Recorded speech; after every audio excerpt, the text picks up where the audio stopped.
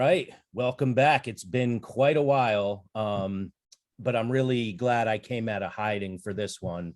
My friend Vincent Schilling, a former lieutenant and medic in the U.S. Army, and an Akwesasne Mohawk, an enrolled member of the St. Regis Mohawk tribe. Vincent is an award-winning author, producer, journalist, and public speaker. He's the founder and editor of the multimedia platform Native Viewpoint, and serves as executive vice president of Schilling Media, a Native-owned media and media relations corporation he co-founded.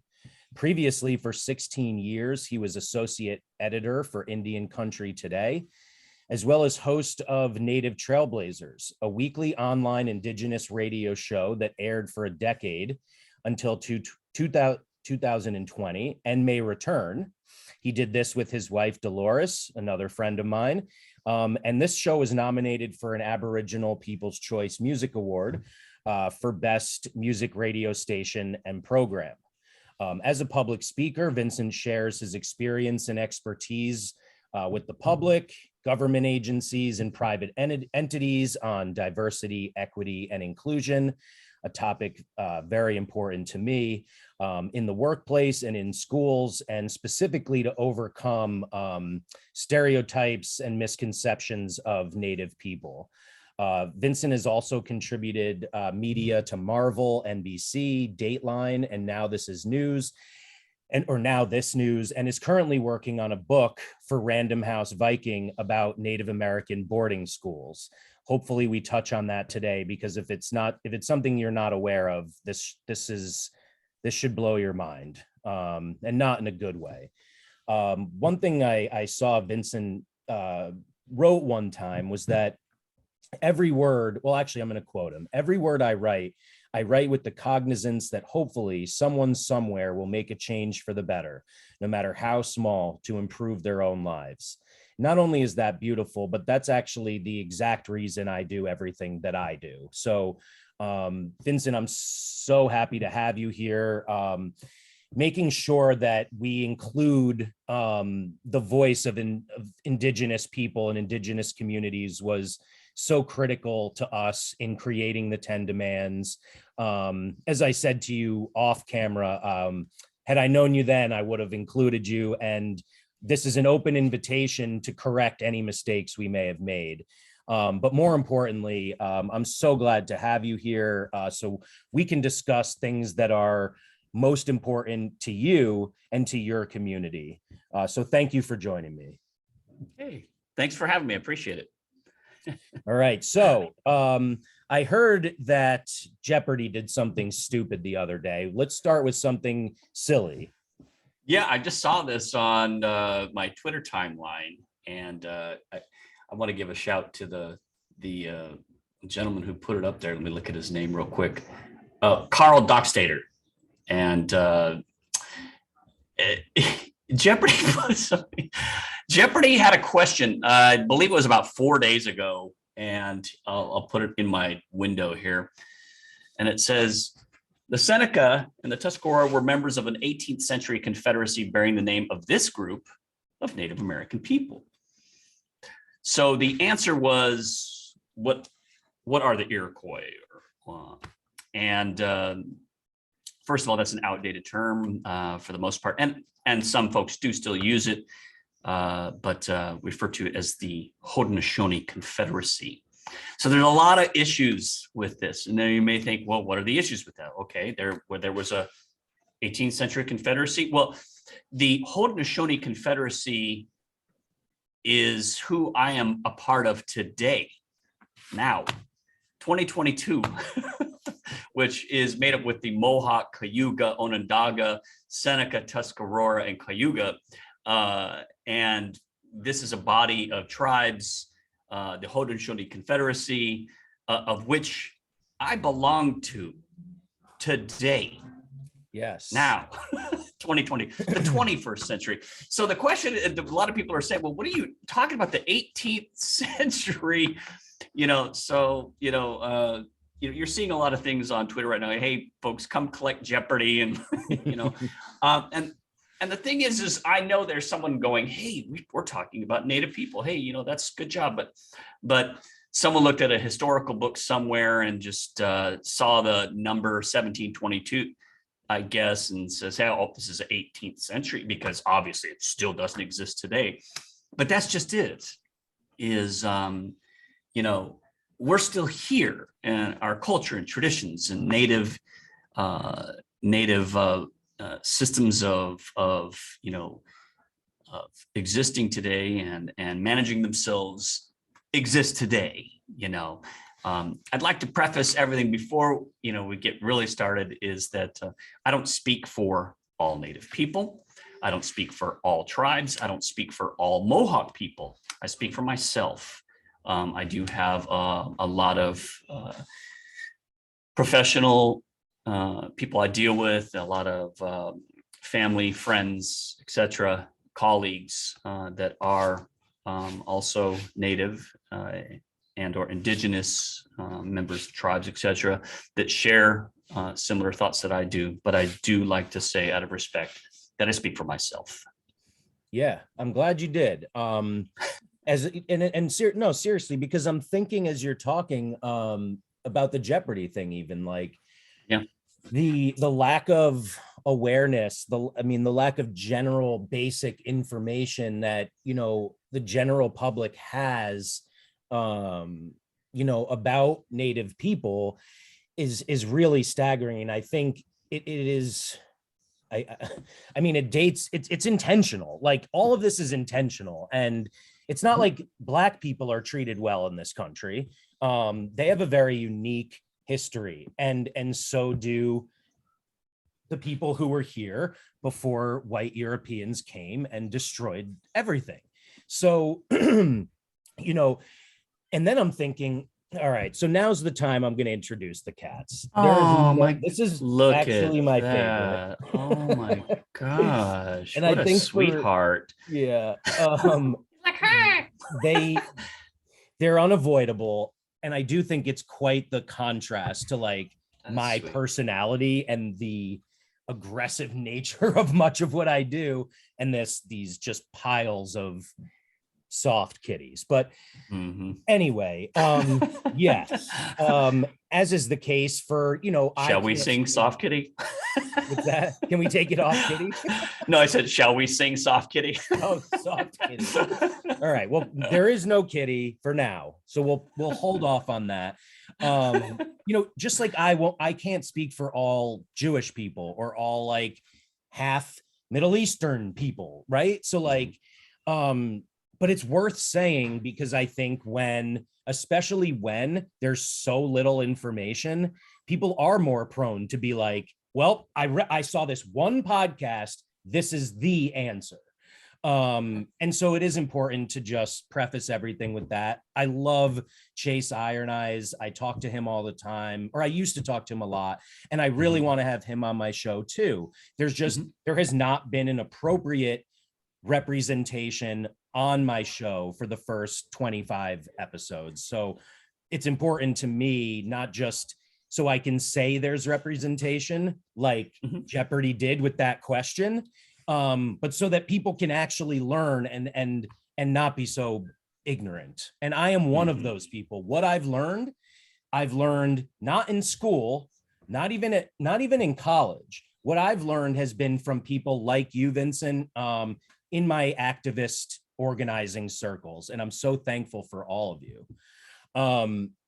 So moving beyond Jeopardy, but stemming from that, I can see a poorly intentioned bad faith actor saying, oh, that's semantics, that's language, that's hey whatever. Man, they mentioned you on Jeopardy. Right. What are you crying about? Right. Thank you. Right. Exactly. I think it sets a good jumping off point. I think it sets a good jumping off point for what I experience. And I know that a lot of my friends and professional colleagues experience as well. So here we are, we're talking about a country that as we speak, I am just a couple hours from Washington, D.C. I can drive right now in just a short time. And sit and look at this massive portrait of Columbus, right?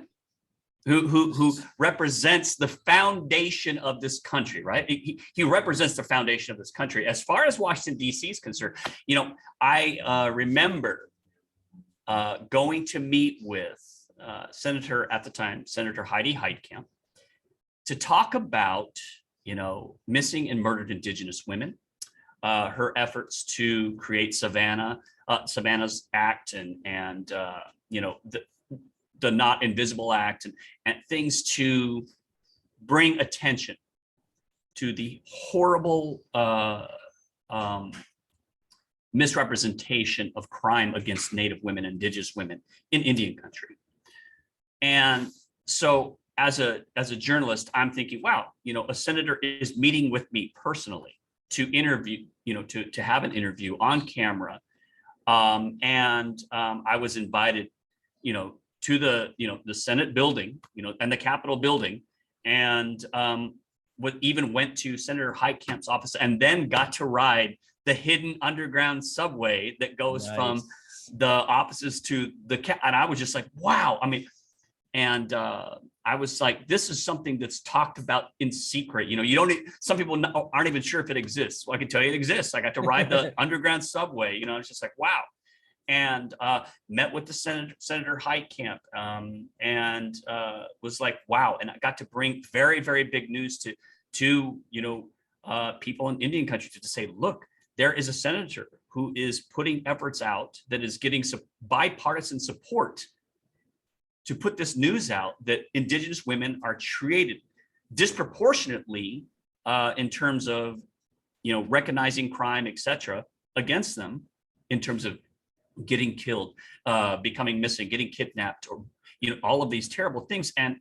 And as much as the news is troubling, I was very elated that a senator was giving a Native journalist the time to report on this at a national level. So here I was in her office, in the building, in the Senate, meeting with senators, you know, walking by, you know, as the senators are going to actually vote on things, and just going, wow, you know, here I am. I'm being invited to do this. This is unprecedented for me and for Native journalism. And wow. As we're walking, I'm meeting with the senator, you know, walking by Senator John McCain, who, you know, of course, passed away years ago, and others, you know, and just going, wow, I'm here. This is happening, you know. And I was just like, wow, I cannot believe this is occurring.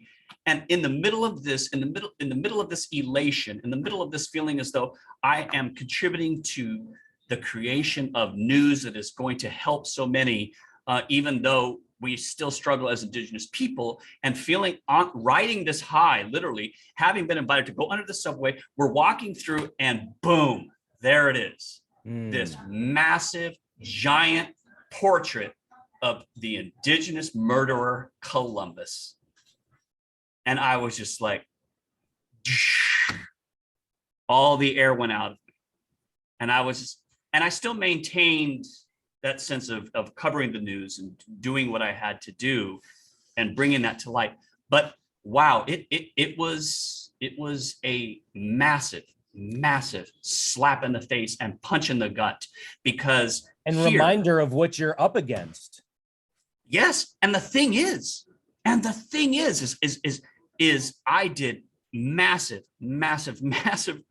research on Columbus's writings, Columbus's words, where he went, where he traveled to, and the man never landed in the United States in his life, never ventured into the upper 48 ever, never touched his toe on the beaches of Florida.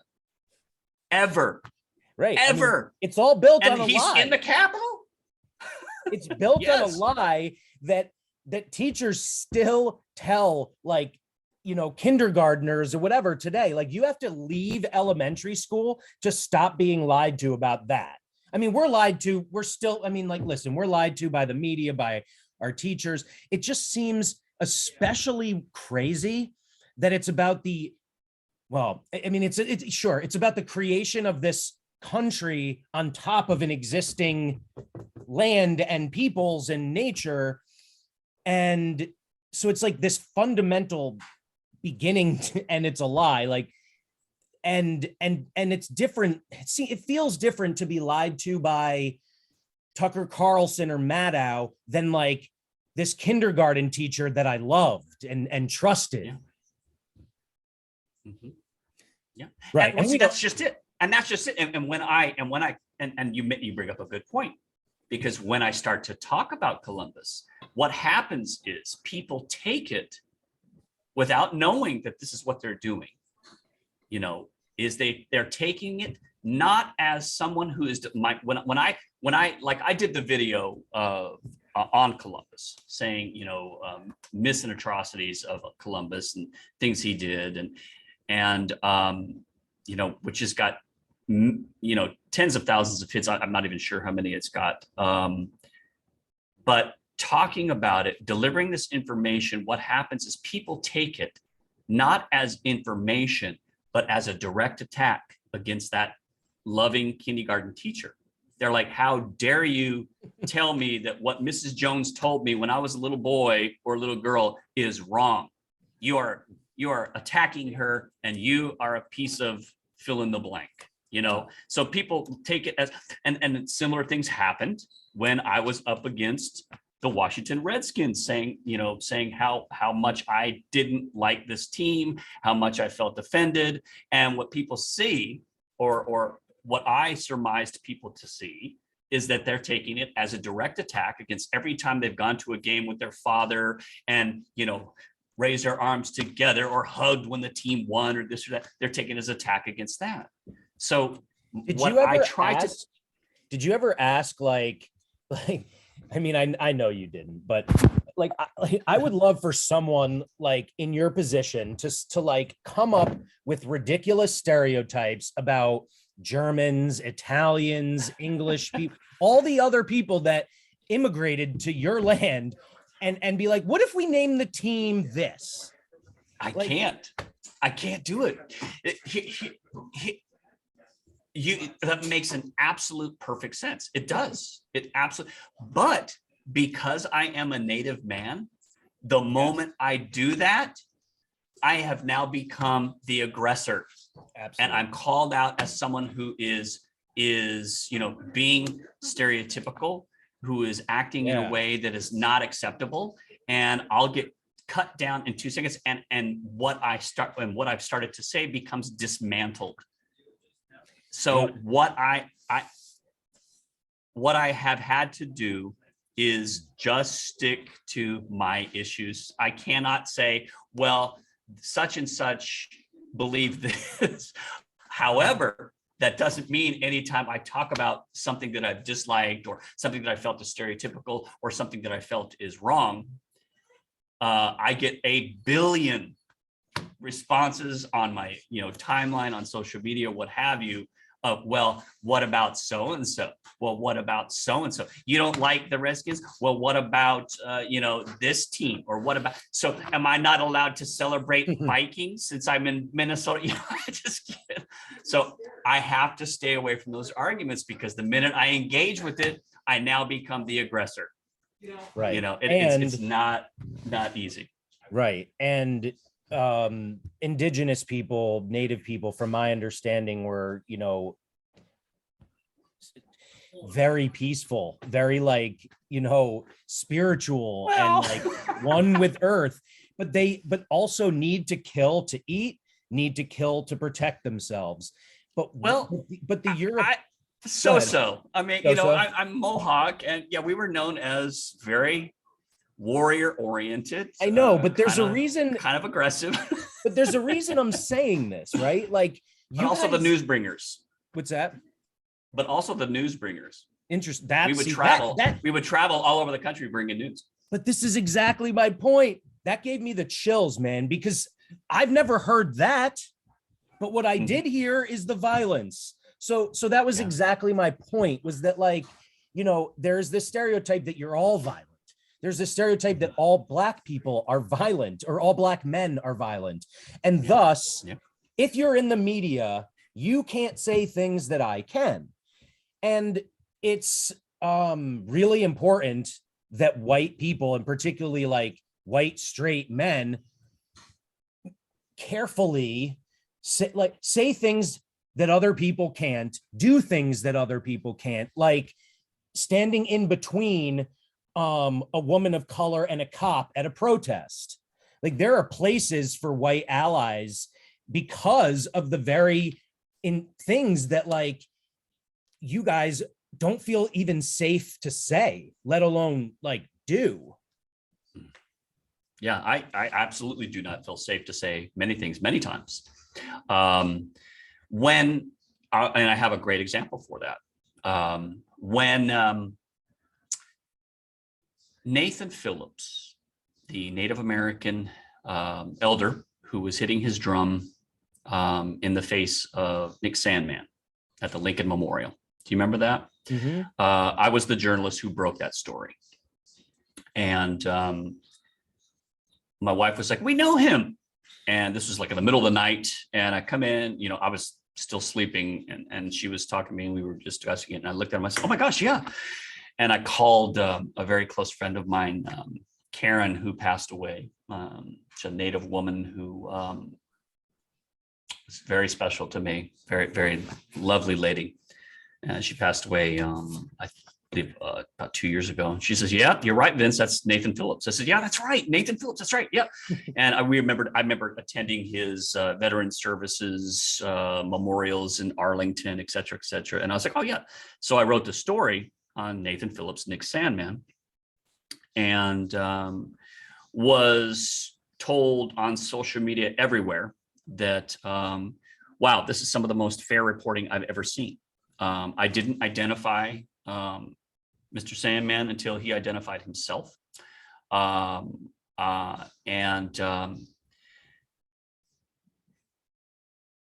What happened afterwards was probably some of the most frightening times of my and my wife's life. I was reporting what happened. I was reporting that these, young men, were saying this, and Nathan was saying this. And I was trying to explain, I said, one thing that people didn't understand about the situation. And I was trying to explain this to a lot of people who asked me, and I was going to, do interviews all over the world. I mean, BBC, Australia, everywhere were reaching out as the journalist who broke the story, the Native journalist who broke the story. And they were asking me, well, what happened? And I would have to stop the journalists because, they would say, these are just kids doing this and this. I said, look, I'm not questioning anyone's behavior. What I'm saying is that there's a misunderstanding in between cultural norms. I says, in the eyes of these young men from the school. As a matter of fact, I was even in the documentary called, I think, was it The Men in Red Hats or something like that? I can't remember the title off the top of my head, excuse me. But maybe if you find it, put the link or put the title or something. But I had a series of interviews over and over and over again. And I said, look, there is a cultural misunderstanding here. And Mr. Phillips, Nathan Phillips, the Native man, didn't know what to do once he got to a certain point, because myself, as a Native man, I can tell you what happens in Native communities. If an elder were to come into a group of us, say there's a group of 20 of Native guys, we're hanging out, and maybe we're getting to a heated argument or something happens, and a Native elder was to walk up to us hitting a drum. We know culturally, I know informationally, based upon being a Native man and my experiences, that means you stop everything you're doing. And I mean, you stop talking, you stop interacting, you freeze, and you face the elder, and you listen to that drum and his song until he finishes. And then he's likely to have a message afterwards to say the reason he's doing it. To me, That is very, very, very clear information. I would know if that happened to us. If there was a group and we're having interaction and he comes up singing, we would all freeze instinctually.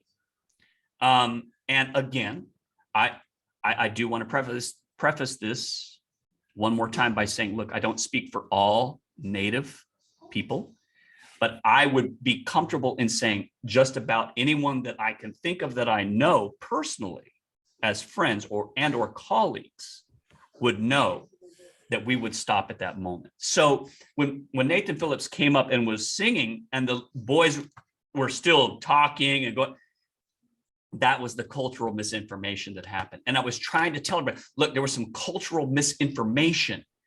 And because there were two cultures, everyone read the messages wrong. And people took what I was saying as a journalist saying, hey, this happened, as a vicious attack, when that's not what I was doing. I was trying to give information. I got to the point where I was literally driving in my car doing 3 left turns. Wow. Over and over again, because I was getting emails of, I will effing kill you. Yeah. I'm going to kill you and your wife. They doxed me on Facebook on thousand number accounts, and my personal phone number was given. I was literally at the hospital with my wife who was sick and got a call from someone threatening me. People were like, I'm going to kill you this. And I got sent emails with images of Native people cut up by axes and I got some of the most. And then I remember one time I was waiting for my wife's mother to come meet me. I think we were just going to meet up. I think we're running errands. So I was like, hey, come meet up with me. And I think I said something like, I'll fill up your gas tank. We'll just meet up, something like that. I don't even remember. So I was just sitting there waiting. And this is in the middle of this, and she knocked on the window when I had looked the opposite, like I looked away, and then she knocked here, and I was like, I literally almost hopped out of the car with such anxiety and fear, because that was right in the middle of it. And I was like, oh my God. And I realized, and I was like, oh, I didn't realize just how fearful I was. And this happened a few times. So what happens when a indigenous journalist reports on something that is injustice or is trying to write in a way that approaches these issues of social justice, our lives literally are threatened. If we start to make strides, our lives are literally threatened with, like, I will kill you. Well, I will blank and kill you, or, here are some images of cut up, chopped up Native people. I will kill you. I will kill your family. I will do this. I will do. And that's for writing a story about what happened that the rest of the world also wrote about. So the same thing happened when I wrote about Adam Sandler's Ridiculous Six, when Native actors walked off the set. I also broke that story. Adam Sandler, what? About 10 years ago, I believe it's about 10 years ago, maybe even longer. Adam Sandler did a movie called Ridiculous Six that posted on Netflix. Yeah, it didn't do well because whatever. Yeah, well, what happened is I got a call. Well, actually, my wife got a call, and she called me. She says, "Hey, Lauren's calling me," and I'm like, "What? What's going on?" And she says he's trying. Here, I'll just. So she told him to call me, and because she knows I'm always working. And he's like, "Hey, Vince, me and about 7 other actors Native actors have just walked, because they were actors that were going to portray Apaches in Ridiculous Six, and Adam Sandler was going to play an Apache kid or young guy." And they're during this, they're there and they're going, "What are you doing to the teepees? What are you doing to like?" There was a Native woman, something Beaver, who was urinating when she was smoking a peace pipe type of thing, and in the movie. Yeah, it was. They were like, "This is some of the most offensive." They were like, "Please, you've got to stop." And they're like, "Look, just get over it." And they're like, "Look, you got to stop." And they're like, "What are you going to do about it?" And they're like, "We're walking off." So 7 actors walked up. A few stayed, not knowing that. So it was a big confusion. So the story went viral. Literally, I think we got like 3 million hits within like a week or something like that on the story. It went viral. And then some of the actors there sent me the video that they had interacted with the producers, and the video went viral. It ended up on The View. Whoopi Goldberg, and they were talking about it. They were like, "Whoa," because the guy was like, "What are you going to do about it?" And they're like, and The View sees the producer going, "What are you going to do about it?" So they had to change the script. They had to change everything. And then I've never watched the movie. I refused to. Yeah. And then I believe Adam Sandler changed to a cowboy or something. They changed it, and they tried to fix it. And I did story after story for sure. But the point I'm making on this big story to tell you about is that once again I was like, receiving messages of "F you, get over it, just move on," this and that, and again, I was just for reporting on, look, we deserve, as Native actors, need to be treated and respected in the industry. And in my view, it changed the film industry completely. We are in a place today,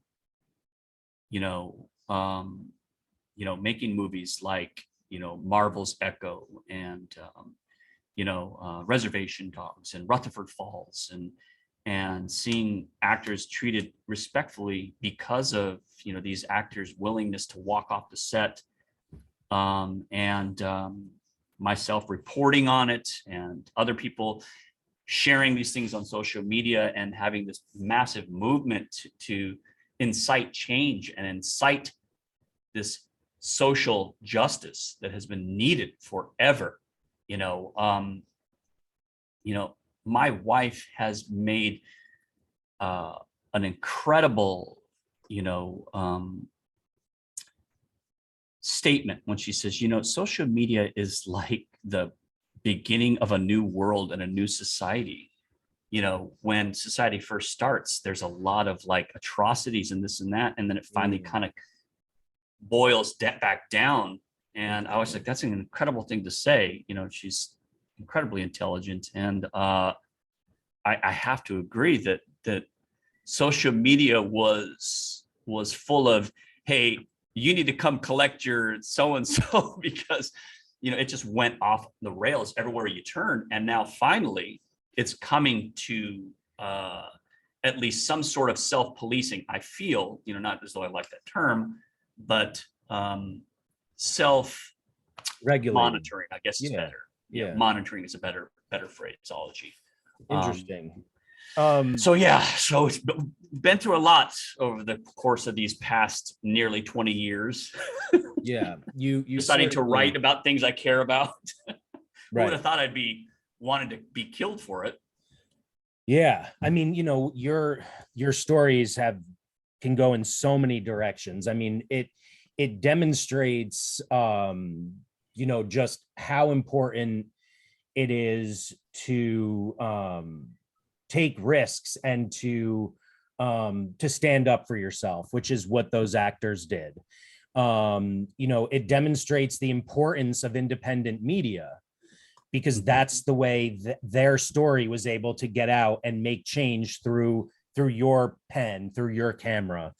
It also shows that, I hope you're right, at least in Hollywood, that things are improving, but across industries, we're still in the same place where, again, it's get over it, we hired you. But diversity isn't enough. There is no equity or inclusion. And what that means is that those actors were not paid the same as they would have been if they were white.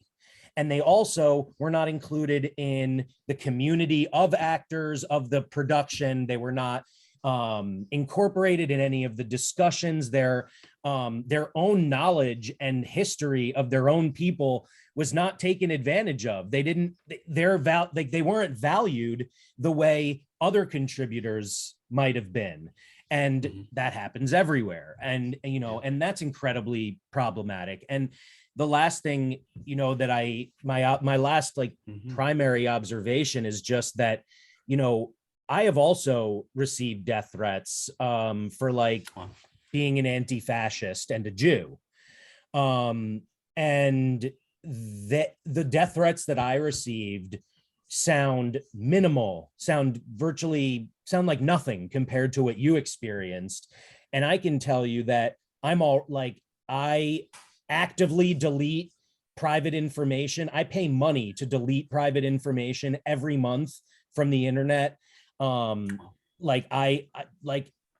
are things I can't even, I don't want to even say, but I am protecting myself in a variety of ways. You have to. And you look at me and you might think I'm a Nazi. Look at so and so I can only, and the reason I'm protecting myself is fear, right?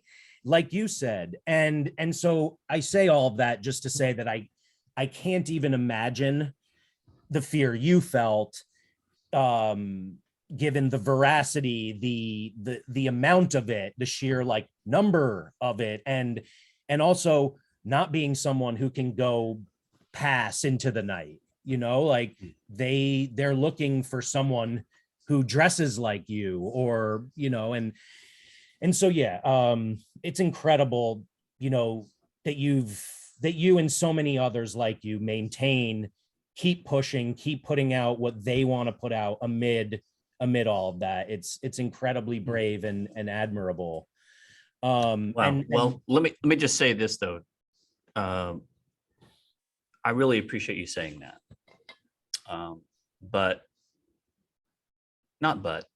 I really appreciate you saying that. And, your struggle, your fear, your anxiety or things you've experienced are just as valid, and it's not a contest of who's had the worst fears and stuff. And you're being really gracious in the way you say that and sharing your message, but your fear is real too, brother. So, it's all good, and it's, I remember this one time when I first moved to Wilmington, North Carolina. I had gone to San Francisco State and, took broadcasting and theater arts, and, because I love media, I love broadcasting, I love the world of content creation and media and publishing, and all these things are just amazing to me. I love it. Me too. And I knew, it's wonderful. And Wilmington was a budding film industry, and which is why I decided to go there as opposed to going to Los Angeles or something. And I'm so glad I did, because it's where I met my wife. But for some reason, in the course of this conversation you and I are having, I remember this one guy I was having this conversation with, and he was saying, I'm from New York, and a lot of my friends will come here, that are just going to spend some time here. Some of my friends are women, and he says, then they will come here, and that same aggressive feeling in the streets of New York are not on the same streets here, of Main Street in Wilmington. He says it's a lot different. And he says, and they go through this process of super anxiety because they no longer have to be so on guard, and for some reason it just came into my mind, because I feel as though, as a journalist, as a speaker, as a content creator, as someone who fosters the consistent creation of messages about positive indigenous messages, that I am constantly trying to avoid this highly volatile world of like, you better stop or we're going to stop you. Mm-hmm. And it's just something I am accustomed to. It's like I get it all the time, so much that I think if I was in a place and didn't have it, I would probably go through whatever those Right. women experienced when they were walking Right. the streets of Wilmington. For some reason, I just thought of that for some reason. But I feel as though I am just a diligently consistent recipient of high animosity towards me Yeah. for trying to share a message. Yeah. You know, and I can the thing relate. is I try to share it with like creativity and joy, right, as much as possible. But people are still like, how blankety blank dare you, you piece of blank. I'm just like, right. I was just saying. So what percentage of the work you're doing now would you say is highlighting really positive, positive things about indigenous cultures, or versus reporting on, say, the boarding schools? That's a great question, because I have to say that I think, a rough estimate, I would say I report 80% positive news. And that is for a particular reason, right? Yeah, because I want people to know that, look, there are right now, literally, I just posted, and, I post a lot of work on my personal website, Native Viewpoint. And just so folks know, I don't get any money for the work I do on Native Viewpoint. I don't have any ads on the site.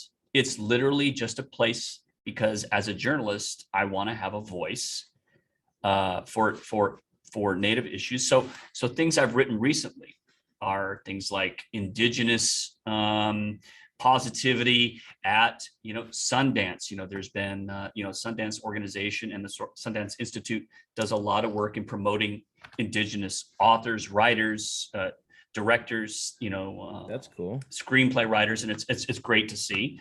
I just interviewed the actors and the showrunner, Sierra Teller Ornelas, as well as Michael Gray Eyes, Janice Schmeeding, Ed Helms from Rutherford Falls. I am a Rotten Tomatoes critic, so if I see something that's wonderful, I can review it and give it a positive reviews or the reviews that I feel it deserves. Or if something is offensive, I can collect it and be like, look, as a Rotten Tomatoes critic, unacceptable. Which I don't have to do so much, but I have created a position in which I feel as though I can lend my decades of effort to bring awareness to things. Okay. So I would say it's an 80-20, but if someone oversteps, I will collect them. Yeah. But I do it with love because I really genuinely mean that, because I did an interview with Wayne Newton, Mr. Las Vegas himself. And a lot of people don't realize he is Native. No, he is a direct descendant of Pocahontas. Wow. And he, as a member of the Powhatan Potawatomi, had an interview with me and said, Vincent, he goes, I'll tell you. And it was so genuine. He says, I always think to myself, I never tear something down without building it back up. So if I collect someone, and I hesitate to even say that because I feel as though I'm coming across kind of like, I'll show you. No. That's not what I'm trying to do. What I'm saying is that I will bring it to light in a way that I possibly can, but I will do every effort I can to say, if you are a director that's done something that maybe is offensive or this or that, I'm going to write in there that says, this is what could have been the positive alternative. Mm-hmm. This is what is better. I wrote a very, very extensive series on the Boy Scouts and who migrated into the tribe of Mickasay, which is an extremely stereotypical group of scouts that use Native principles to push themselves forward. But I said, at the end of the series, I wrote a story on alternatives to, to doing this. Like you can play Star Wars, you could do all these things. And I feel as though, that's an attempt to build up what you tear down. But it's not acceptable to have these crossover ceremonies dressed up in regalia, right? As a non-native person. That I don't see how that's not just actively offensive, honestly.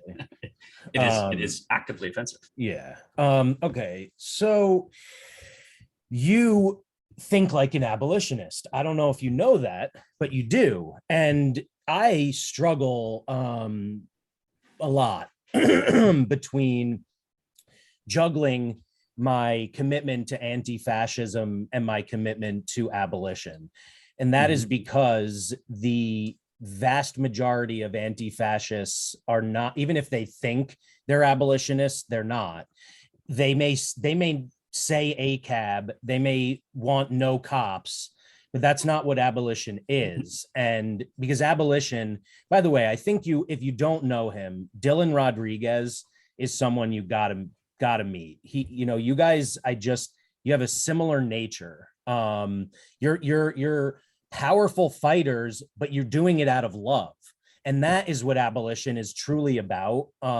It's about a way of life, and it's about transformative justice. It's about all of these things that the typical anti-fascist, not all, but the typical doesn't understand. And so their goal with doxing someone is, maybe not all the time, it's to get that Nazi murdered. Let's be honest. Like, identify that person, get them fired from their job, embarrass the shit out of their family. And hey, if a leftist radical finds them and kills them, that's not the worst thing in the world. The only good Nazi is a dead Nazi. And I grew up thinking like that. My cousins co-founded Skinheads Against Racial Prejudice. Their mission was to go around beating up Nazis. So that's what my childhood was like also. And I realized not only does that not work at all, it's also not how I want to live my life, or, think about community, think about other human beings. And so when you provide alternatives to the mistakes and give them an opportunity to do it again in a better way, you're being an abolitionist. You're not being someone who is like, the way most people are, not even anti-fascist, the way our general public is now with canceling people. You make one mistake, that's it. And that is very not abolitionist. That is not how I function. Can you relate the way, and anything about yourself or your greater culture to the way abolitionists strive to live? Well, you look at the concept of an abolitionist, or you look at the concept of wanting to dismantle the system of oppression, or the system of creating that revolving door of, I'm hungry, I need to steal. If you steal, you go to jail. If you go to jail, you're going to create a system of needing to have another jail because you're hungry. So now that you're taken out of the family, because you stole something, because you needed to eat or you need to provide for your family, then you're taken out of your family. That's one less contributor to your family, creating a system that is self-destructive, right? Beautifully said. That's not native culture. That's not native society. Tell me it's what also is. Not a native belief, as I understand it to be, as I was taught, as I have learned from leaders, people I respect, etc., and so on. If we look at our system of government, let's look at our system of government. What is our system of government, right? What is it based on? What is the foundation of the American government, of the US government? It's the Senate, the House, and the President, okay? A little bit of the Supreme Court, but not so much. It's more about this foundation of principles that were created to police the rest of society based upon this structure that existed. But a lot of people do not realize that this structure and this governmental system that was created, the president, the Senate, Congress, is the foundation of what where we started at the beginning of this conversation, the Haudenosaunee Confederacy. The founding fathers got the system of checks and balances from the Haudenosaunee Confederacy, from the councils and sub-councils and the chief. But guess what? They left out. A lot of people don't know this about history. The first thing that the Iroquois leaders said, George Washington, Thomas Jefferson, Ben Franklin, these leaders who created the system of checks and balances, is they met with the founding fathers. I say that term very loosely. And the Iroquois leaders said to them, the Haudenosaunee leaders said to them, "Where's your women? Where's your women?" And they were laughed at. So in this system of checks and balances, which is the president, the chief, the Senate, the House, the councils and sub-councils who voted, and this is literally where they got the system, there was one missing element that they didn't bring in: the Council of Women Elders. The Council of Women Elders could vote out the head chief by their vote and their vote alone. So what the founding fathers did by leaving that out was to create a patriarchal system of government. It's a police system of government. It is a system of government that creates this cycle that never ends for those who are not able to adhere to extreme capitalistic pressures or efforts. And so, meanwhile, in this country, look a certain way, be attracted to a certain other person, and whatever. Like, it's not just that you have to follow all the rules. You can follow every single freaking rule and still get screwed because you don't look like me. Yeah, if we had a council of women who could vote out the president, would we have had every president maintain their office? Well, my dad has a T-shirt that says possibly war. Not. my dad has a T-shirt that says "War is menstrual envy," and it touches on what you're saying. Wow. Because yes, like it could be women and LGBTQ people. It doesn't have to be just women, but yes, there has to be a check and balance against the machismo and hate of the white man, for sure. Right. So what happens if it's only men? If it's only men, and it's in our blood, it's in our system, it's in our makeup, our DNA to be aggressive, to go out there, to be the aggressor. But it's that feminine side that pulls us back and says, okay, gentility, love, honor, respect. Also go out there and get it, but also bring it back to the family. Yeah. So when we only have one side, when we only have a patriarchal side, that's when a lot of society gets left behind. That's when families get dismantled and broken up because we're leading with a fist, not from our heart. Exactly. So that's the heart in my mind, is the essence of creating a system that cares about, because little Johnny is really good at art. Little Sally is really good at, fixing things, and that is honored.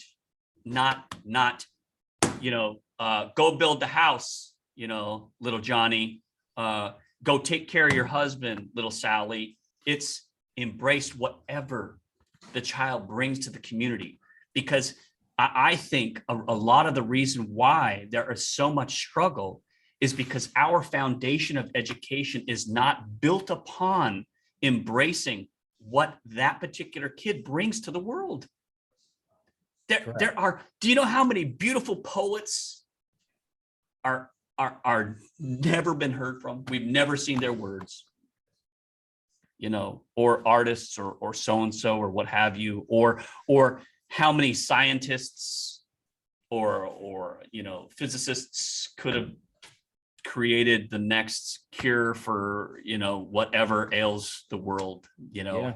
had they been embraced for what they can create and bring to the table. Right. But instead, we're trying to create the same thing over and over and over again. Yeah. And any divergence from that is a problem. Pegging a hole. Which is, yeah, Pegging a hole. Mm-hmm. Yeah. Yeah, exactly. All right. So there's a couple things that I feel like, first of all, I feel like I could talk to you forever. The problem, of course, is everyone's attention span. It's all good. And I feel like, honestly, I don't always feel this way, but I feel like we could do a part 2 and talk about a lot of things we haven't had a chance to touch on.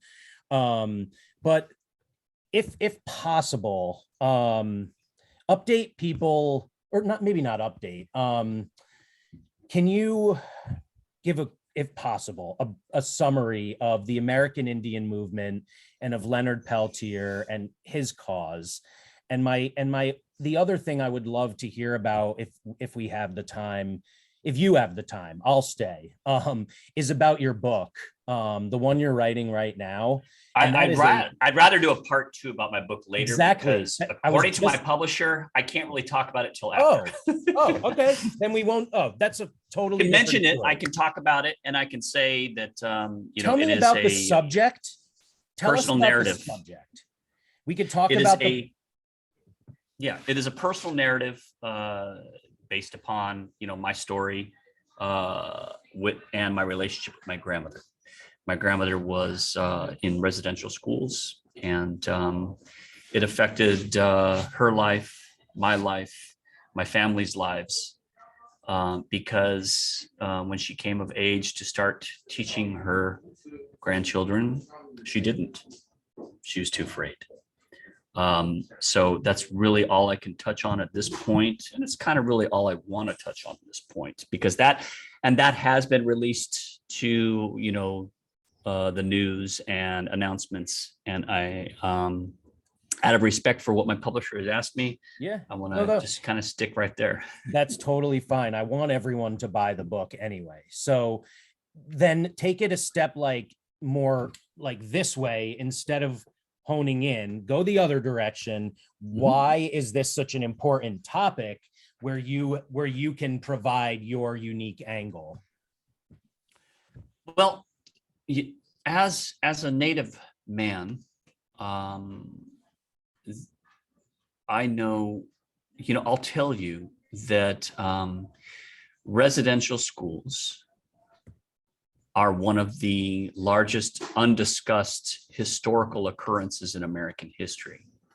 The other one being the existence of the race of people, or the actually combination of races of Black Indians are the other unwritten history of American history, I believe. The existence of Black Indians is incredibly expansive.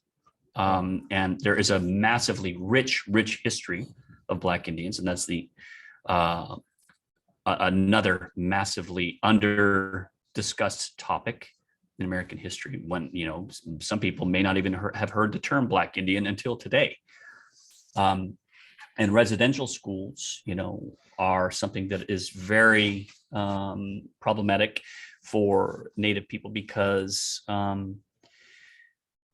beginning a couple hundred years ago, there were, and since then, thousands and thousands and tens of thousands of Native children taken forcibly from their families and brought to government-run or religiously run schools, were assaulted, beaten, sexually assaulted, starved, and told that they could not speak their own languages. And instead of being able to embrace your culture, you were told to embrace, white existence.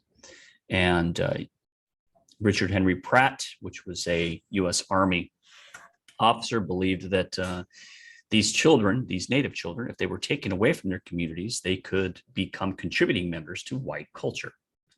And out of the nearly 11,000 students that went to Carlisle in Pennsylvania, which started in 1852, out of 10, I think it was little over 10,500 students, only 758 ever graduated. It was plagued with runaways, and the students, after,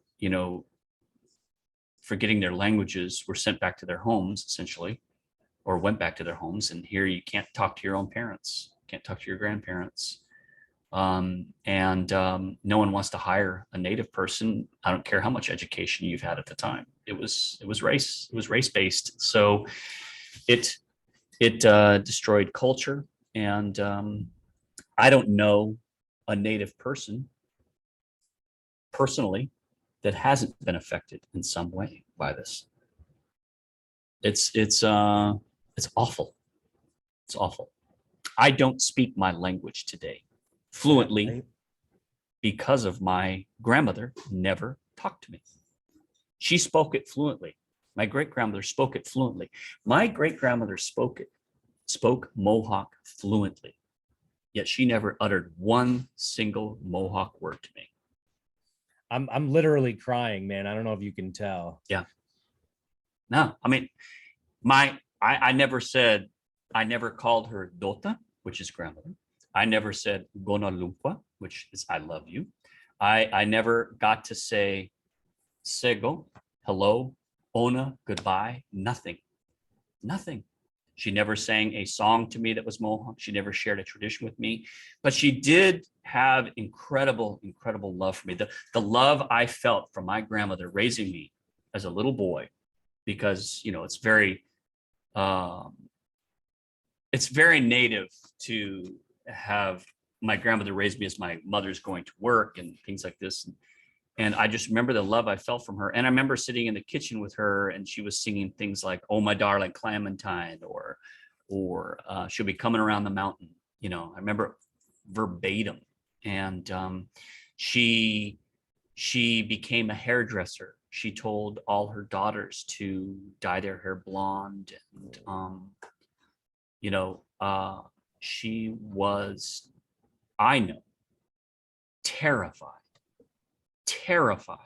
that the authorities would come and take her children or me, because that's what happened to her.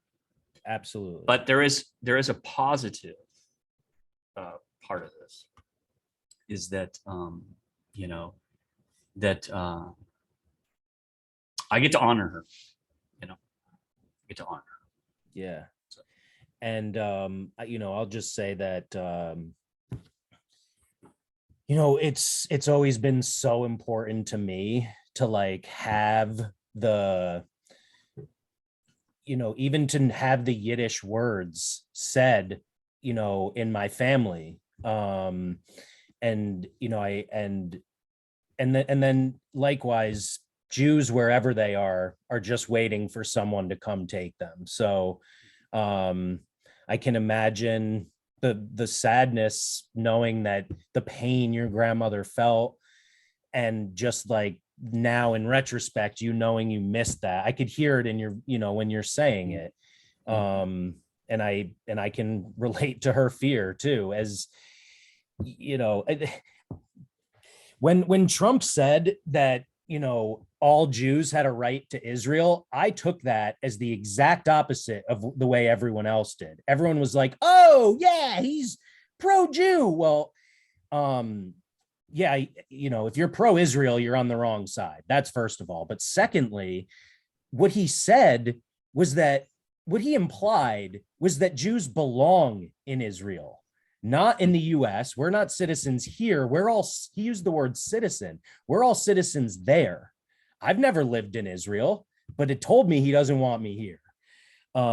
So in the littlest way, I can, makes you think of that Council of Women Elders, doesn't it? Sure does. I think they would know better. Oh boy. Well, I honestly feel like we should close on that. Great conversation. Great conversation. There's so much more I can learn from you. I want to talk to you about the 10 demands. So when the book comes out, let me know. Well, obviously I'll see it and I'll know, but we gotta get you back on. All right. Thanks so much. Hey, I appreciate you having me here, and great conversation. Holy moly. Yeah, thank you. It just flew by. I didn't ask anything I wanted to, but I enjoyed every second, and I learned a lot. That happens a lot. Yeah. You know, that's just how it goes. There's so much. There is so much, and we barely touched on it, but yes, when there's a lot and the person speaking, you know, speaks the way you do, you know, from the heart, yeah, the conversation goes and the questions aren't as important. So I hope everyone who listens gets as much out of this as I did. Thanks, everyone. And thanks for having me. Appreciate it. Yeah, man. Thank you. Everyone go buy the book. And you can also visit Native Viewpoint. That's my website too. Do that too. I'll put the links out there. Oh, fantastic. Great. Thanks. All right.